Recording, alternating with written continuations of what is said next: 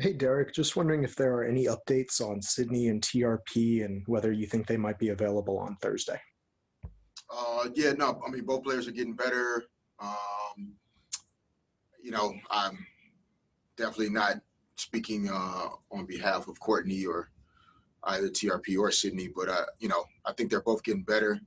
Whether Thursday's realistic or not, I'm not sure. To be honest, they're doing more stuff. Um, Working out a little bit. Pool, bike.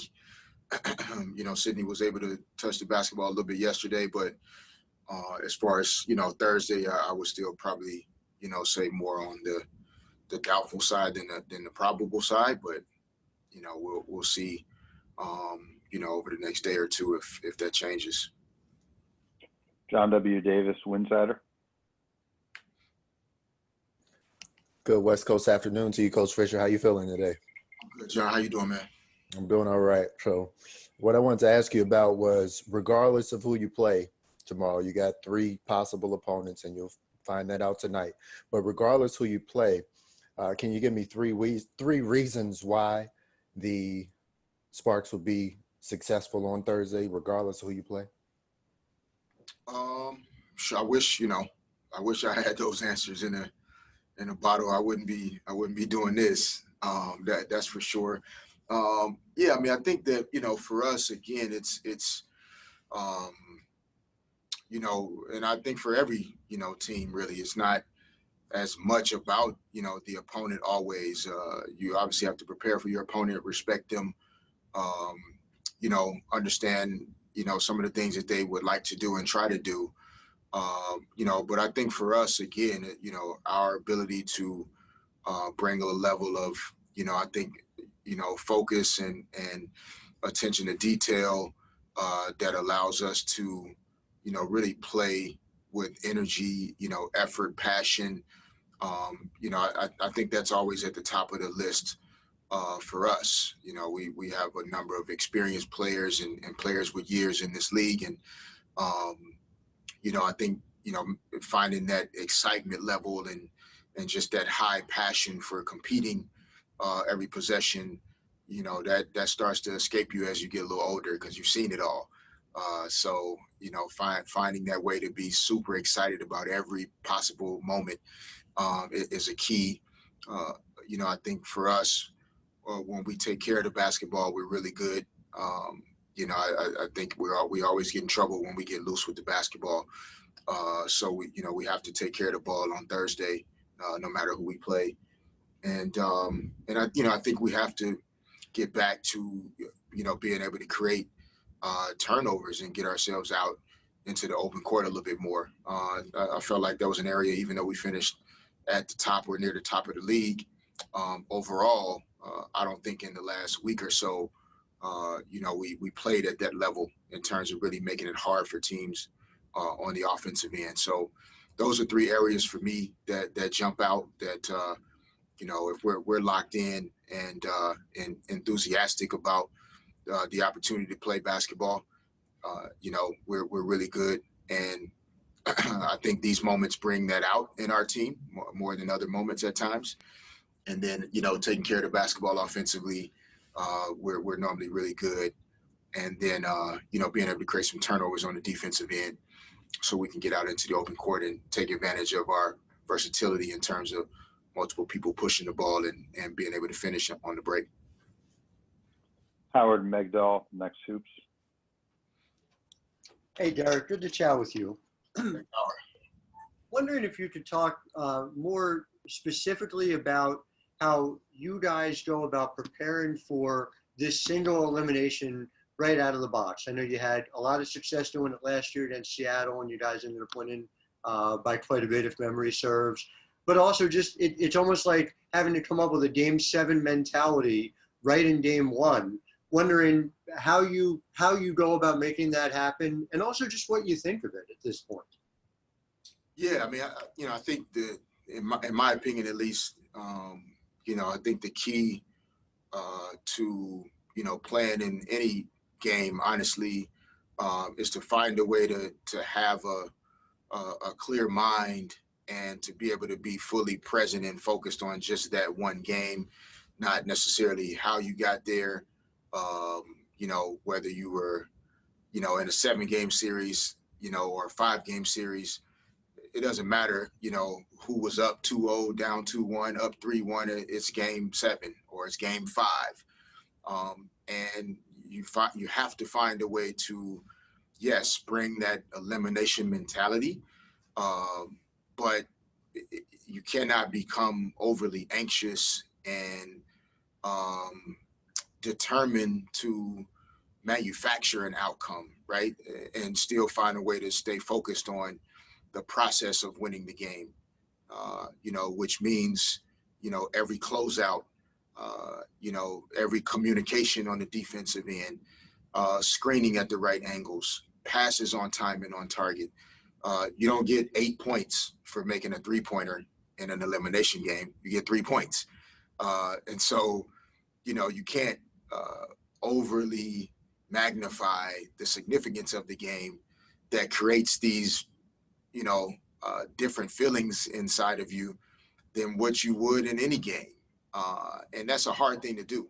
The greatest players and the greatest teams find a way to do that. So for me, specifically in trying to prepare our team, I think it's important to respect the fact that, of course, it's a single elimination game, but in order to win the game, you have to be able to still rely on the habits that you've built up to this point and be able to do those things really, really well. You can't become an entirely new team, in 2 days for one game. And I think that's a false notion to try and do that. So specifically for us, we're really just spending time, especially, before knowing who our opponent is, really focusing and tightening up on who we are and what we're capable of doing. And then we'll add, some of the key things about our opponent after both of these games wrap up tonight. Eric Ayala, Locked On Women's Basketball. Thank you, Coach. Just now, you answered Howard's question by talking a little bit about culture, and that's something that you really emphasized at the beginning of the season during that short training camp. I wonder if you've thought much about how you feel about the culture of the team, about this roster, as compared to how you felt about culture last year. And if you'd indulge me, there's also reports that Breonna Taylor's family is set to receive a $12 million settlement. If you would just offer your reactions to that. I'll probably start there first. That's honestly the, I think most, powerful and impactful part of, why we're even here this year. I'm not sure specifically what Breonna's family sought and will continue to seek in terms of not necessarily payment or repayment, but just justice. And I don't know if justice has a price really. In terms of Breonna's family, her legal team and the decision that they made to reach this settlement, my hope is that it is a small positive in what is otherwise a very difficult and horrible situation. I'm reluctant to say I'm happy for them because they shouldn't be in this situation at all. But again, I'm assuming that this is a part of a process that the family and the legal team have been going through and working through. And in some ways, it's good to know that there's been some resolution from possibly a financial perspective, but there is no price on life. And my hope is that we'll all continue to fight for the justice that Breonna Taylor's family deserves as we all move forward. From a culture standpoint, in terms of our team, in my opinion, I think we're ahead of where we were last year because we've had more time to build it. You can't build a second story in the house until you build the first one. And, I think last year we had an opportunity to begin the process of building the type of organizational culture and team culture we'd like to see and exist in. And we made a lot of progress in that direction.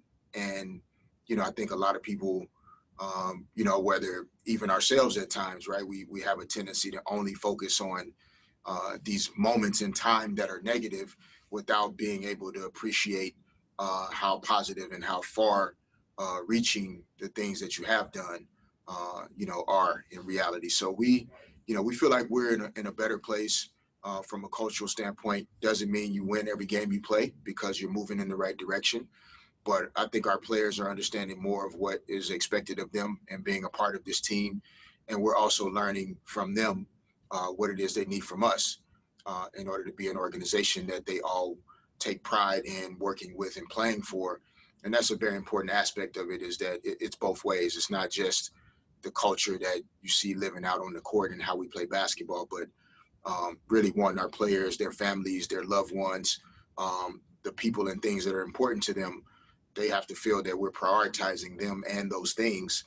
And I think we've done, you know, a lot of work in that area from the business side and the basketball side to make sure our players understand, you know, that we follow our words with action and really try to be as there for them as much as we possibly can. Last question for Coach for today will go to Michelle Vopel, ESPN. Yeah, Coach Fisher, you mentioned earlier the experience factor. How crucial is it to have your big three, if you will, Candace and Nneka and Chelsea in a single elimination game when you consider how many big situations those three have been in?